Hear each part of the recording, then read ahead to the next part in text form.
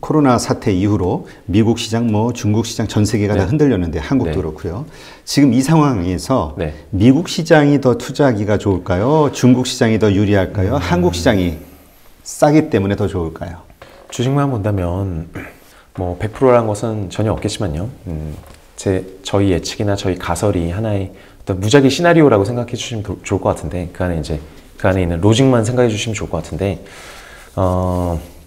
첫째는 어쨌든 4차 산업혁명이라는 섹터가 산업이 압도적으로 더 발전하고 있어요.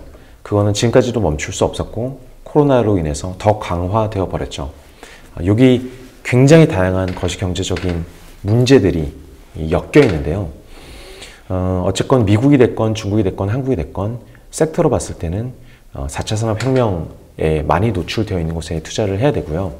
그렇지 않은 곳들은 점점 더 힘들어지는 구간을 거칠 것이고요. 거꾸로 이런 면도 있을 것 같아요. 미국 시장의 4차 산업혁명주들이 집중이 되어 있으나 그것까지는 좋은데 덕분에 미국의 내수 경제에서 그 팽 주식들이 차지하는 역량과 독점력이 너무 강해지고 있는 것도 사실이에요. 그래서 차라리 국가 전체의 발전을 봤을 때는 그 4차 산업혁명을 빼고 봤을 때는 저는 이번에는 신흥국 자산군들이 뭐 중국이 됐건 인도가 됐건 특히 한국이 됐건 장기적으로 앞으로 10년간은 조금 더 좋을 개연성들이 많다라고 믿고 있습니다. 또 저렴해서이기도 하고요. 또 지난 10년간 워낙 못 올랐기 때문이기도 하고요.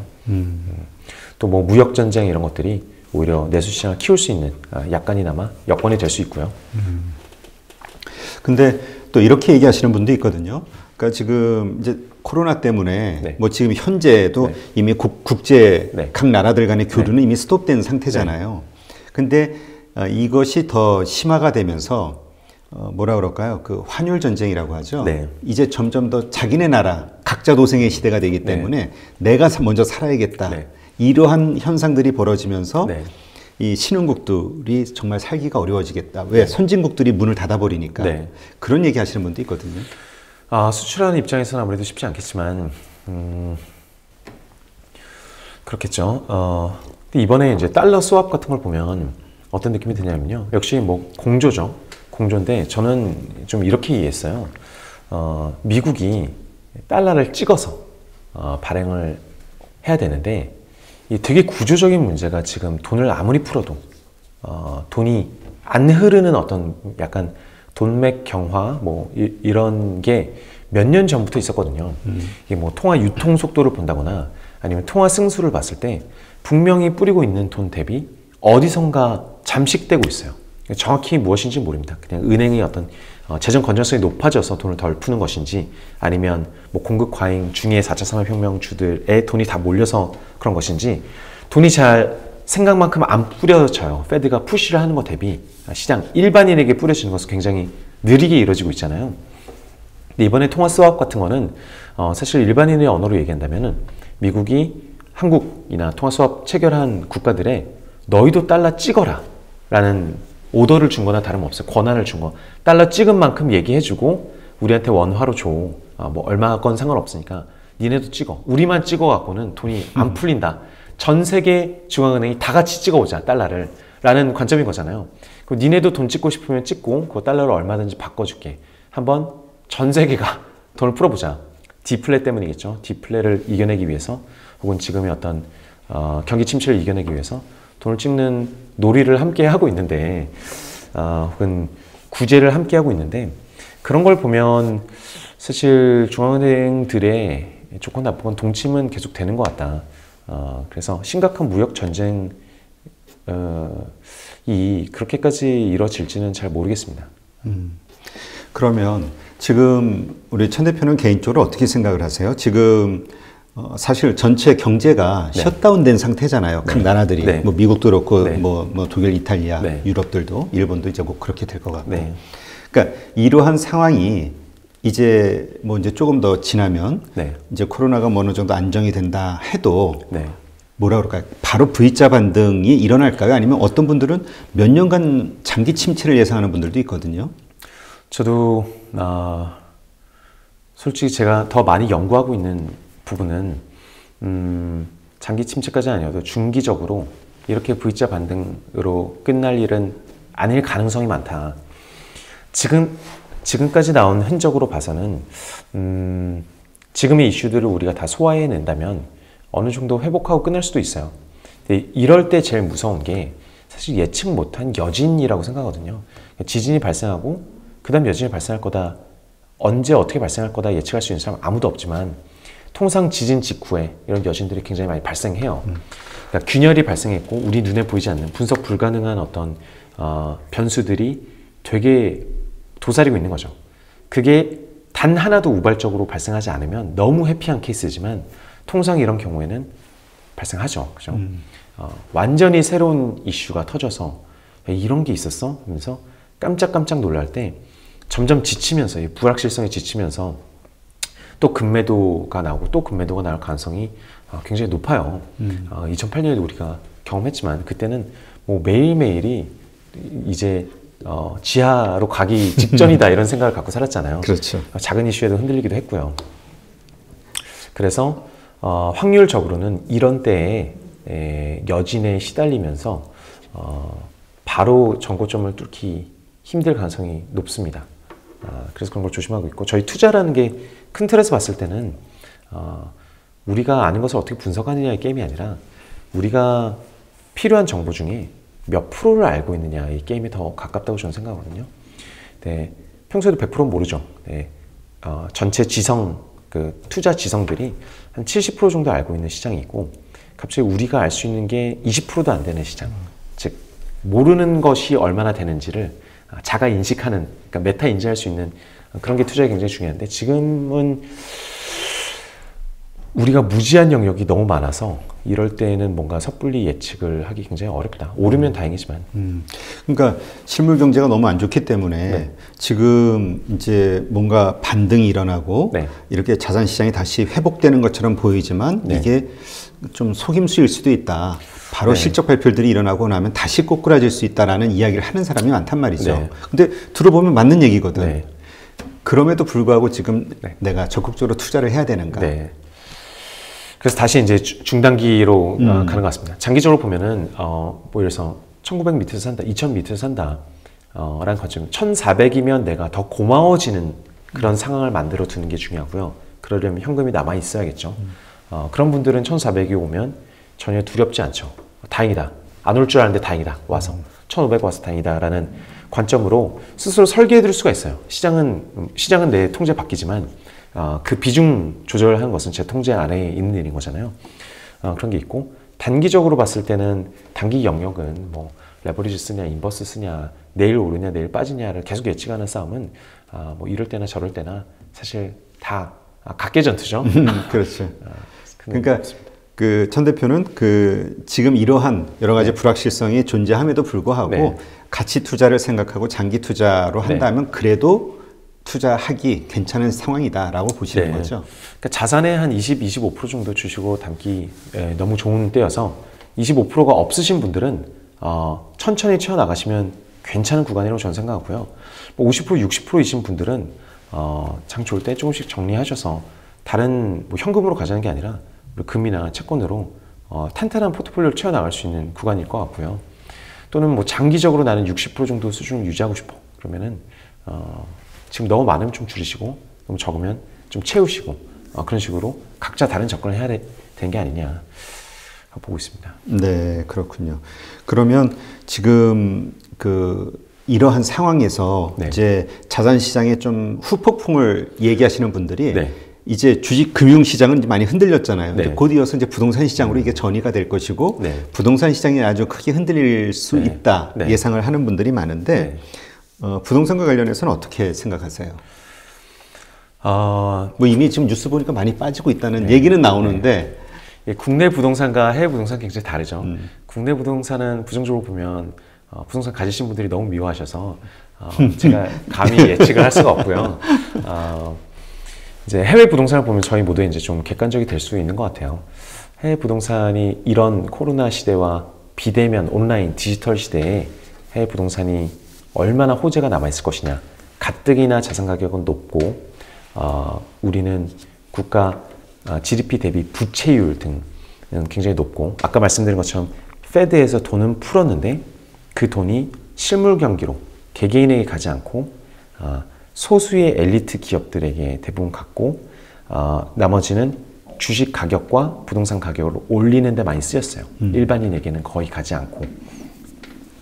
그랬을 때 소위 디플레이션 시대가 온다 그러면은 부동산 입장에서 안 좋죠. 그것만큼 1차원적으로 봤을 때 부동산 시장이 안 좋겠죠.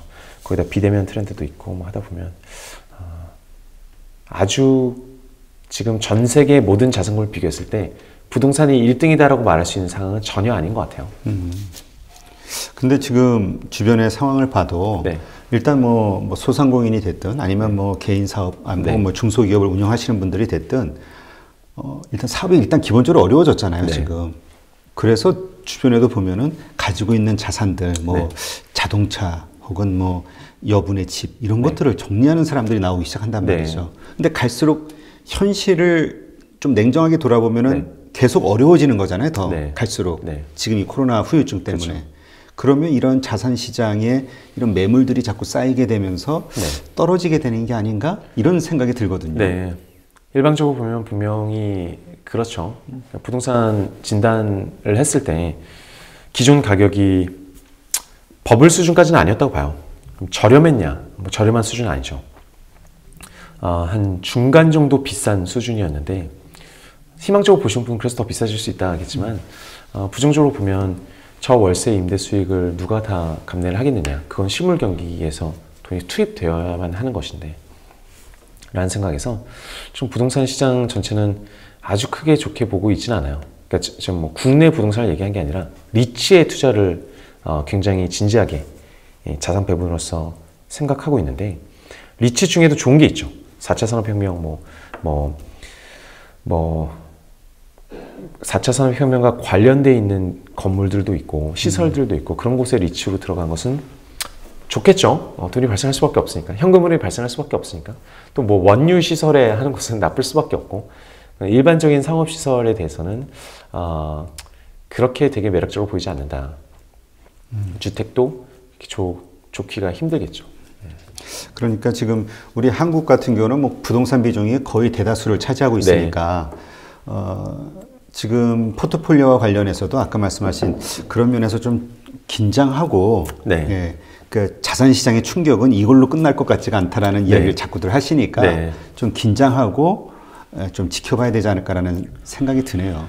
맞습니다. 근데 우리나라 사람들에게 훨씬 더 큰 이슈가 하나 있는데요. 뭐 퇴직연금을 포함해서 퇴직연금 안에 어떤 예적금 비율이 너무 높고요. 그러니까 금융 투자의 비중이 너무 낮아요. 우리나라가 거의 전 세계에서 가장 심각한 수준일 것 같아요. 이유는 뭐 국내 주식시장이 별로 오르지 않았어도 있겠지만 대부분의 자산이 국내 안에 있는 부동산에 들어가 있단 말이죠. 근데 선진국이 되려면, 미국도 사실 60년대에 뭐 에리자법 이런 것들이 나오면서 퇴직연금을 적극적으로 투자할 수 있게 해줬단 말이죠.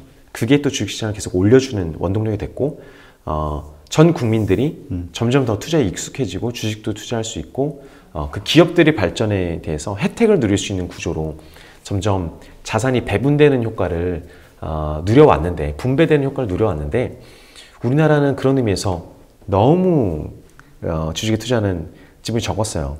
근데 우리나라 사람이 앞으로 전 세계 이 실물 시장을, 산업계를 이끌어갈 수 있느냐, 우리나라가 몇 개 기업은 잘 하겠지만 국민으로서 운명적으로 우리가 이끌어갈 수 있냐 하면은 쉽지 않잖아요. 신흥국들이 도전이 굉장히 거셀 것이고, IT나 이제 4차 산업혁명에서는 분명히 밀리는 부분이 있을 텐데, 국민으로서 우리는 뭘 해야 되느냐면은 치킨집만 하고 부동산만 살 수는 없는 노릇이잖아요.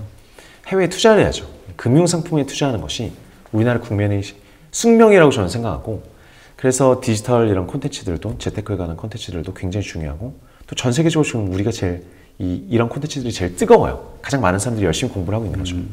또 국민성에도 제가 봤을 때 굉장히 맞는 것 같아요. 뭐 한번 쏠리면 확 일어나잖아요. 그런 것도 있지만 우리나라 사람들이 게임 되게 좋아하잖아요. 게임 뭐 초광대국이잖아요. 근데 제가 봤을 때 경제학이나 투자는 게임이랑 되게 비슷하거든요. 아, 그래요? 네. 그냥 게임도 알고 보면 스타크래프트가 됐건 온갖 종류의 게임이 사실은 어떤 유닛이나 어떤 건물이나 어떤 패가 더 유리한지를 수리적으로 비교 분석하는 거예요. 근데 인간은 우리 인류는 그런 걸 원래 되게 좋아해요. 그게 되게 쉬우면 막 서로 비교 분석하는 거 굉장히 좋아해요. 경쟁하거나 뭐 승패가 갈려서 그러는 거 아닐까요? 그것도 있지만 그 원리를 예를 들어서 이 냉장고 있고 저 냉장고 있으면 이 자동차 있고 저 자동차 있으면은 괜히 옵션을 비교해보고 이게 이런 면에서 더 괜찮네, 더 싸네, 더 좋네 이런 거를 즐거운 놀이로서 굉장히 좋아한단 말이죠. 스타크래프트도 이 원리를 이해하고 이 유닛은 얼마짜리인데 얘를 뽑으면 더 유리한 거 아닌가? 이런 거를 막 재고 따지는 걸 되게 좋아하는데 우리나라 사람은 뭐 수리적 머리도 굉장히 좋고 공부도 좋아하고 비교 분석 좋아하고 게임도 좋아하고 승부도 좋아하고 그런 의미에서 대단히 위대한 투자 민족으로 거듭날 수 있는 엄청난 잠재력이 있거든요. 그게 이제 막 시작된다고 저는 보고 있습니다. 그러게요. 지금 어느 언론에서 보니까 그런 기사가 하나 나온 것 같더라고요. 부의 대이동이 시작이 됐다. 네. 이제까지 부동산에만 집중하던 네. 사람들이 네. 이제 금융시장으로 네. 옮겨가기 시작했다. 네. 뭐 긍정적인 얘기죠. 엄청나게 긍정적인 얘기죠. 근데 잠깐 얘기하셨지만 연금저축펀드에 대해서 지금 말씀하셨잖아요. 네네. 근데 이제 대다수 분들이 거기에 대해서 잘 모르시는 분들이 많아서 나는 퇴직연금을 들어있어. 네. 이거 가지고 부족한 거잖아요. 네. 누구나 들어있는데 네. 그 내가 들어있는 퇴직연금이 예금, 그 이자를 받는 형식으로 가입이 돼 있는 건지 네. 혹은 주식에 투자하는 걸로 돼 있는지를 확인해야 되는 거죠. 네. 그리고 맞습니다. 나서 어떻게 해야 되죠? 만약에 바꾸고 싶다면. 이 퇴직연금이랑 개인연금저축이랑은 좀 별개인데요.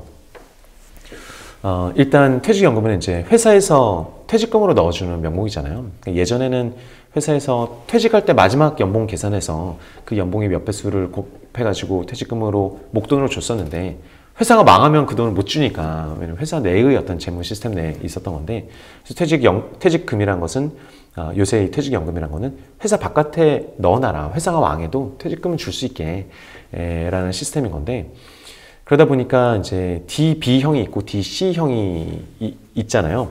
DB형은 회사에서 저 퇴직금을 줄 수 있을 만큼의 돈을 다 넣어놓고 어차피 정해진 퇴직금을 마지막 그 연봉에 계산해서 줄 수 있도록 퇴직금을 쌓아두는 제도인 거고요. DC형은 직원들한테 줘버리는 거예요. 월 100만씩 줄게. 뭐 100만까지 안 주겠지만 뭐 100만 원이라면 월 100만원씩 줄 테니까 여러분이 알아서 굴리세요. 라고 하는 건데 그 DC형도 별로 보급이 안 되어 있지만 DC형을 받은 분들이 알아서 굴리라고 예금에 넣어놔야지 하고 95% 이상이 다 예금에 들어가 있어요. 근데 그게 거꾸로 된 거죠. 이 투자에서는 투자 지평, 타임 허라이즌, 인베스트먼트 허라이즌 그러니까 몇 년을 투자하냐에 따라서 이 유분리가 막 갈리거든요. 그렇죠. 오래될수록 더 유리한 거죠. 무조건 유리하죠. 그리고 지금 이런 코로나 같은 걸 다 견딜 수 있는 거잖아요. 그리고 10년 후에 빼야 되는 돈이면 지금 아무 걱정이 없잖아요. 뭐 빠졌어도 앞으로 10년간 돈을 더 투입할 거라면 더더군다나. 그래서 퇴직연금이야말로 가장 공격적으로 투자해도 되는 자산이에요. 게다가 세금도 이제 세제 혜택이 있으니까 거기는 뭐 이자가 나오는 혹은 배당이 나오는 하이힐드 같은 걸 투자하기도 너무 좋고 해외 투자 같은 것도 세금을 많이 내잖아요. 주식, 채권 뭐 어디든 투자 가능하다는 네네. 거죠. 그래서 굉장히 공격적으로 투자할 수 있는 계좌이고 실제로 들어가 있는 자금도 몇 천만 원 수준으로 대부분 사람들이 이제 주식하는 것보다 많은 금액이 들어가 있는데 그거를 DB형인 건 뭐 괜찮지만 DC형에서 예금으로 넣어두는 오류를 범하고 있는 거죠. 그러니까 지금 퇴직연금에 가입되신 분들은 자기가 지금 왜냐면 그거조차도 잘 모르더라고. 저도 모르세요. 네. 그냥 이게 뭐 예금 이자를 받는 맞아요. 건지 뭐 어떻게 운영하는 건지. 네. 그러니까 확인을 하시고 꼭 확인하시고 예금 이자를 받는 걸로 돼 있다 그러면은 그 투자 형태로 좀 바꾸는 거. 그렇죠. 그러면 또 여기서 하나 네. 또 많은 분들이 몰라서 네. 질문하시는 게 뭐냐면 자 그럼 내가 직접 매매를 하는 거냐 네. 아니면 어떤 내가 마음에 드는 수백 개의 펀드들이 있잖아요. 네. 내가 그 펀드를 하나 지정해서 그냥 운영을 맡기면 되는 거냐. 펀드를 지정해서 운영을 맡기면 되죠. 그리고 여러 종류의 자산군을 넣어두시면 사실 더 좋고요. 하긴 뭐 주식만 넣어도 되겠지만 하이힐드나 이런 건 정말 일반인들이 장기 투자할 만하거든요. 주식이랑 성격이 굉장히 뭐 약간 다른 부분이 있으면서 어쨌든 수천 개의 회사의 채권 수익률을 얻는 펀드잖아요. 그런 거랑 주식이랑 예컨대 금이랑 이렇게 섞어두고 있으면은 걱정은 별로 안 하면서 장기적으로는 수익률이 그래도 괜찮게 나오죠. 특히 네. 계속 투입할 금액이 있다면. 네. 하여튼 직장인들은 자기 퇴직연금 확인하시고 네. 저기 댓글로 질문하지 마시고요. 여기 대답. 그걸 누구한테 물어봐야 돼요? 회사.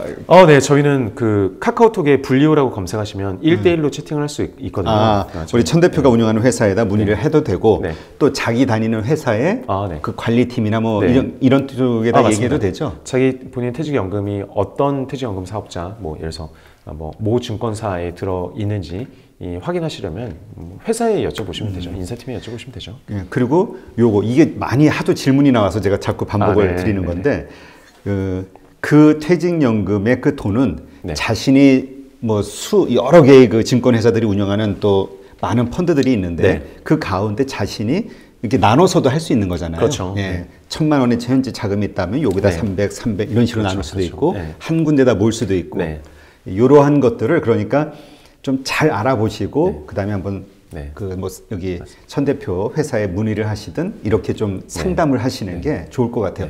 기본 그 정보를 너무 없는 상태에서 고민을 많이 하시더라고요. 맞아요. 요럴